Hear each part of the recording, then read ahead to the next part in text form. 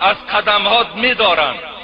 در دست ملائک فقط موی سر تو و همون کف پای تو در دستش است. چی کارش میکند؟ وقتی وی برداشت خذوه فغلوه ثم الجحیم سلوه، بردارید و در جحیم پرتاییدش.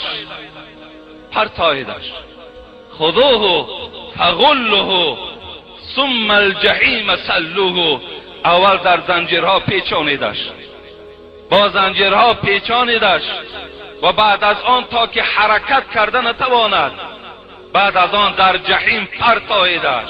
کدام جحیم؟ کدام دوزخ؟